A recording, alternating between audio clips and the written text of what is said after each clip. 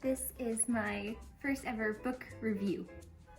This, I've been wanting to do one of these videos for a while.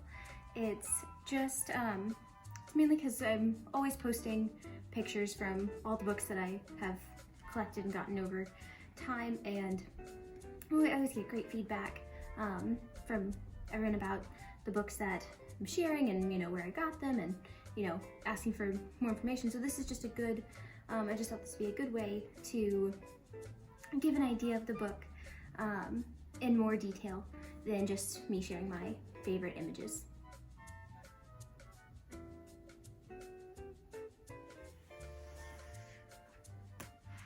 Right, so figured I could start with this one because this has been, you know, this is a favorite of mine, and it's also kind of hard to find online and kind of hard to find at a good, reasonable price. So, so it's definitely one to kind of search for and get a good feeling of, and definitely one that you probably want to know what's inside it before you buy it.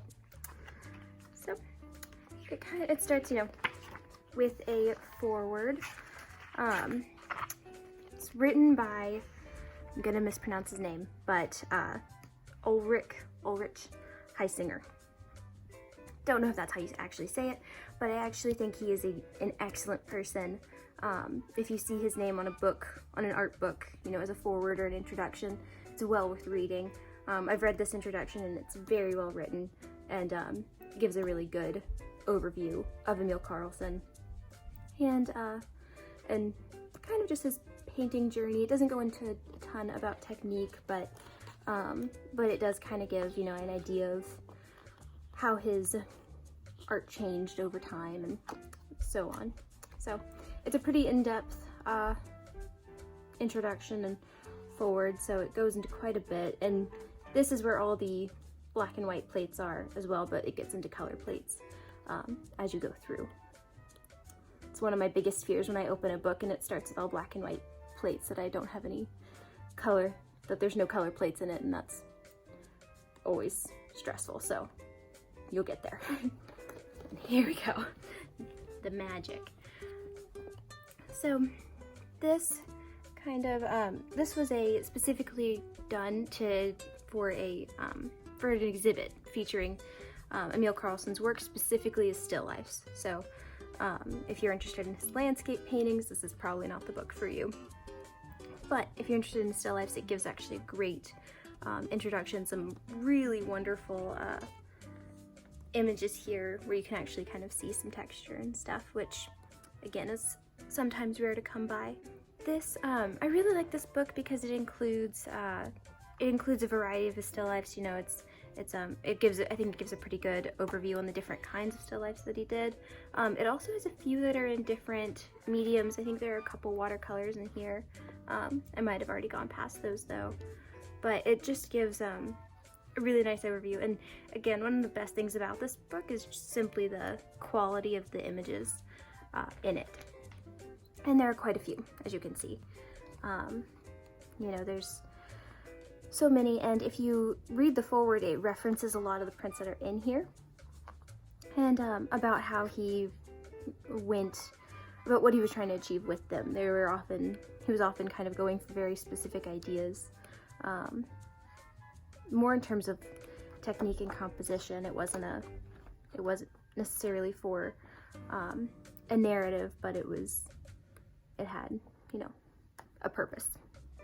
And I think the foreword does a great job of explaining that. So we're nearing the end of the book. Like I said, this just gives a great overview of his still lifes, and excellent image quality and excellent writing. So do 100% recommend if you can find a good copy.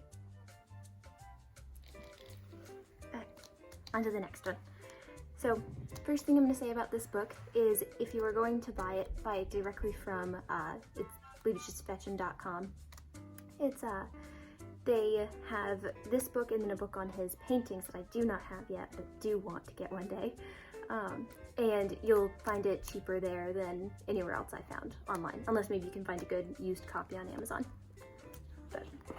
So this one I do highly recommend. I have not yet read the forward or introduction for it yet, but I do know that one of them is written by artist Sherry McGraw, and she is a living painter living in New Mexico, where Fechin lived for quite a bit. Like I said, I haven't read the forward yet, but so do read the forward, and do purchase it directly from them, because like I said, you'll find the best value. So it starts with an introduction. It's a new book, so it's quite tight. But it doesn't have a very long introduction. It really just delves right into the drawings, and that is the other reason why it is so amazing. As many artists know, sometimes all you want to do is just get to the prints, and that is mostly what this is. So, again, super high quality images of his work. Really can't recommend that enough. These are Fechin drawings that I have never seen before. And so getting to see them for the first time and presented in this way was really nice. Other thing, they are presenting the entire drawing, because you can see the edges of the paper.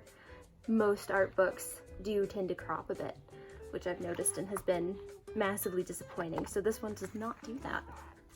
So it kind of starts with a lot of figures, some detail drawings. It's really, really excellent book, and it's some very unusual drawings here that I just had never seen, and that's an argument that some of my friends, they know who they are, say, why buy an art book when you can just see all the work online? Sometimes you don't get to see it all online. And I get to tell them about these amazing drawings, and then they ask to see my books, and then I share them because I'm nice. But I also was proved right. So yeah, so just tons, a good variety of portraits and figures in this book, and a lot of like partial studies, really. Some prints are better than others in this, and that's again something that often happens in a lot of art books, where, you know, they're getting their reproductions from different sources, different people, instead of just all from being able to take the photos themselves. So sometimes the quality does vary, but overall it's a really high quality prints in this book, and also just a great look into specifically his drawings, which, you know, are just amazing. So yes, that's this book. Speed up going through it a bit, so you can see all of it. It's really nice, very tight binding, so it's one of the books that you just have to break in a bit. Great, so many amazing drawings by Fechin in here. I particularly love these where it's multiple in one, but that's just personal preference. So, keep going. I love some of the full figures they have in here that he did, and just so many portraits. And again, just majority really high quality, really nice. Other thing that viewing his work online kind of doesn't really show up so well is his use of white chalk, which this book, I think, you know, displays really well in the drawings in which he used it, because there's just, you don't get that same satisfaction from looking at it on a screen, because everything's just bright white. So it's a great feel for the tone of his paper, and just the amazingness that is Fechin. So that pretty much does it for this book.